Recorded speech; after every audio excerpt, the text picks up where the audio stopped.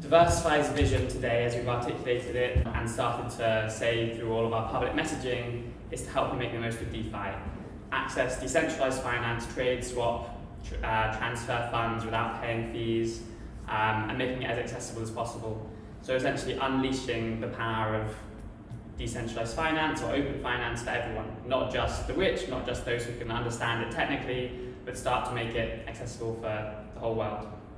So I suppose the question is, why are all of these companies and tens of angel investors, founders of other companies in the industry backing us? Because clearly we have done a lot, we've proven ourselves in terms of launching sort of the great core of a platform, but right now we're not generating huge revenues, we don't have that many users, there's still a lot of work to do.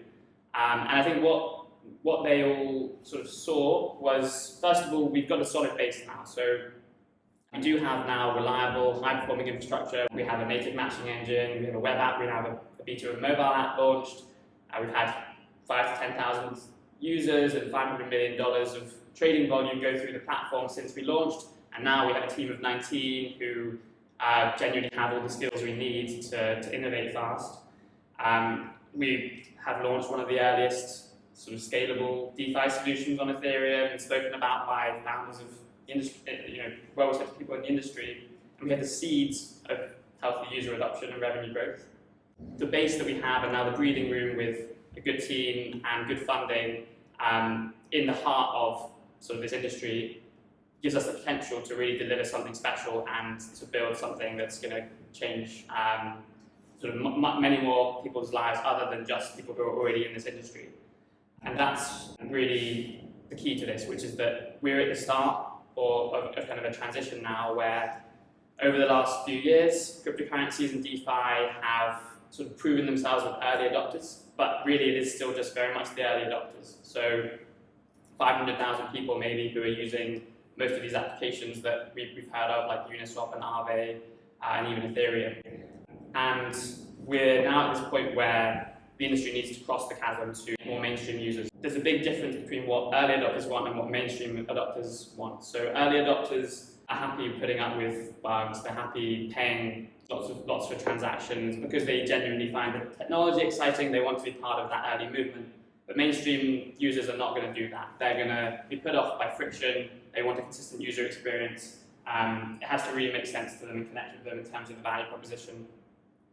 So where does DeversiFi fit into sort of helping us cross there? And we need to look in the context of the overall industry. So this crypto revolution, which is currently happening, is only 12 years old. Bitcoin was created 12 years ago, and already it's grown to the point that it's challenging how people think about money. It's adopted by small countries like El Salvador as legal tender. So the revolution is happening, but it's in a very early stage. And within that, we have a kind of a second revolution, which is DeFi, decentralized finance, which lets anyone control their own funds without restrictions, almost challenging banks. And then this kind of third area of layer 2, which is almost the broadband of crypto. So taking it from a small scale thing that's very expensive to use, but where we can see the potential to low cost infrastructure that can power any application. And DeversiFi is kind of sitting in the heart of all three of these, and we need to figure out how we use all of those to really help mainstream adoption happen. Current blockchains, including Ethereum, are essentially like dial-up, and here the kind of cost of a transaction, this was just a random screenshot taken yesterday, $64 to make a transaction on Ethereum. Now, that's fine if you want to experiment with new technology. If you're a whale, if you have $1 million and want to trade, you don't care about a $64 fee. But for most people, that cuts them out of this wave. And so many people are trying to tackle this and trying to scale blockchains to allow them to be cheap, free, accessible to everyone.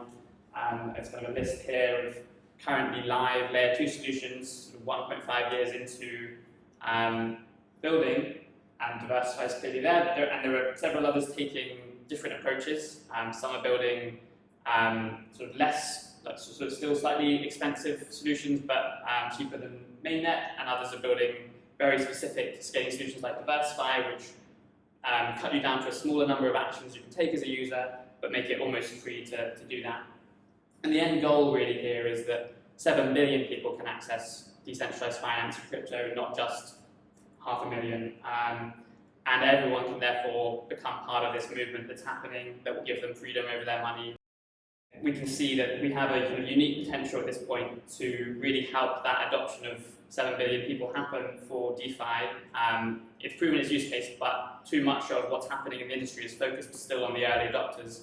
And crossing to this mainstream user base is not going to be easy for anyone, but we have a really great base and a platform to do that from. So today, like the unique offering that we've been talking about is that we have 30 plus assets that you can trade. There's no fees in terms of blockchain fees to swap and earn. This should be fast and frictionless, unlike when you trade on many of the on-chain decentralized exchanges where you have failed transactions. And we also aggregate liquidity from other sources, and so you get really good prices on DeversiFi.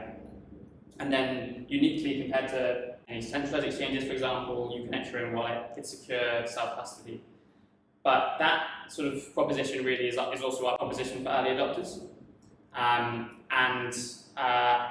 We can see how, even we're talking about gas fees, talking about aggregated liquidity, these are things which kind of a larger scale audience will take for granted and won't even sort of want to hear as part of our pitch. And so the kind of medium-term vision for us, what we're currently building and focused on as a company, is becoming the kind of layer 2 DeFi hub. So we want everyone to know that if they want to access decentralized finance, to have a consistent user experience, they can come to DeversiFi and they can do that.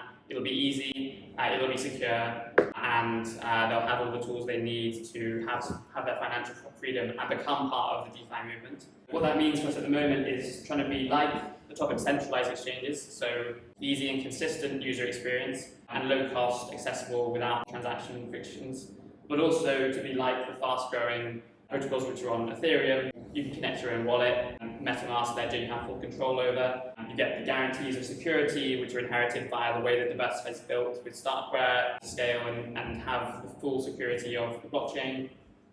And then the kind of final part to make that vision really work for us, which we've sort of been working on for the last few months and will continue to work on for the rest of this year as a strategic priority, is the transition to DeversiFi from not just being a closed exchange, but to being an open community-first DeFi hub. And that means having more tools to allow to collaborate with other projects. You can see examples that we started doing, like working with Lido on airdropping tokens to their users. And we want to open up those tools so that other projects can use DeversiFi to integrate with.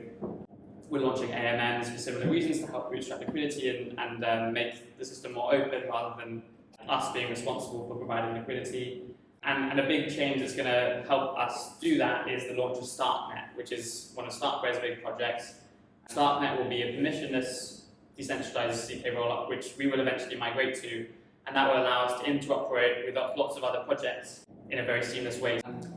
So getting to that medium-term vision, there's still quite a lot of work for us to do.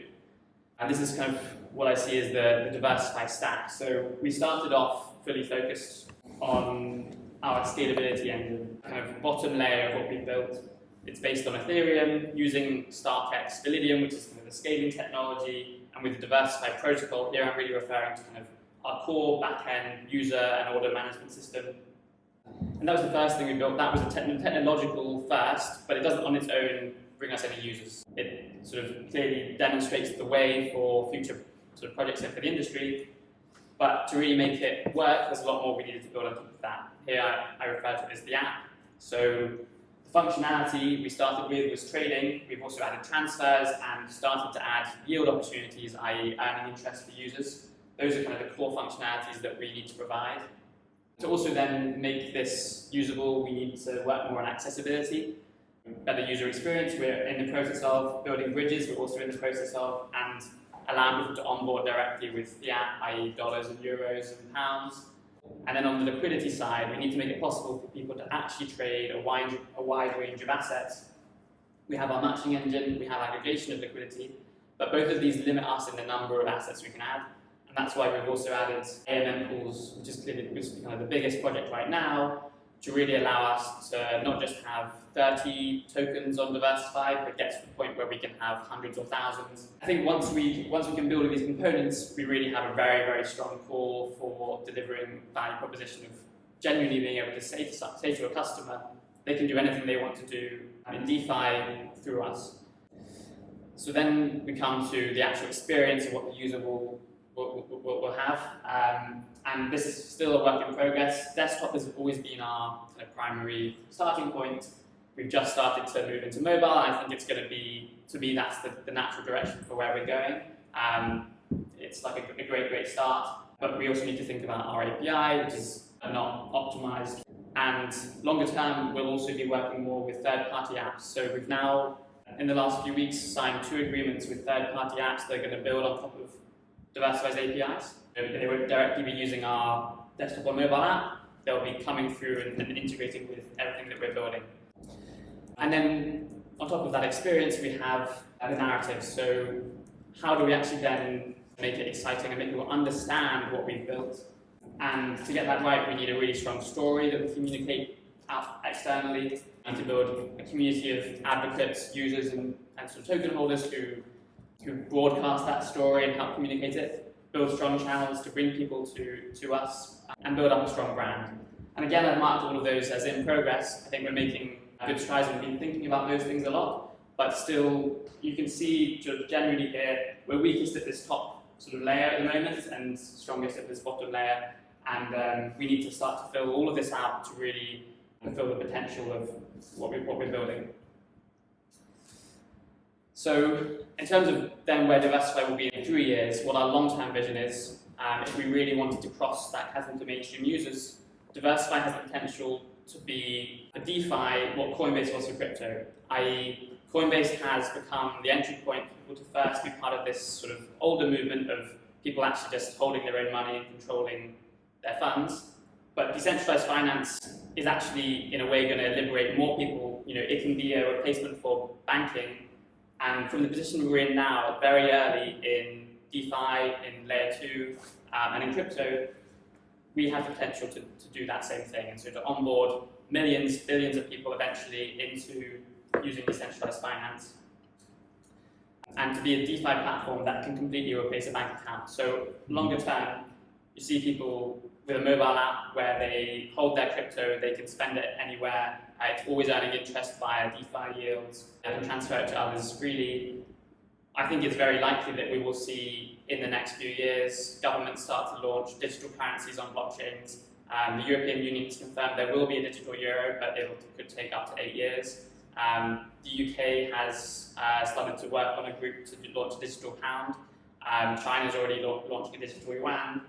And so all of the infrastructure that we're building now, that we're starting to think about, will eventually be used, or could eventually be used with traditional currencies as well as just all of the currencies and cryptocurrencies that we're already working with.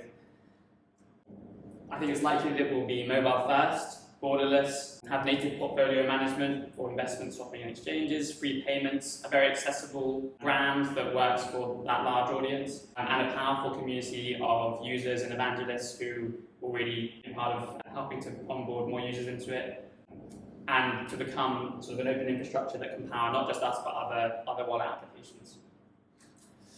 So that was a very quick tour through of where we've come from, the movement we're part of, and where we're going. But I hope it helps to sort of set the frame for this week. We're going to hear a lot more from other people about sort of some aspects of what I spoke about there. But I'm really glad everyone's here, and I hope we're going to have a great week.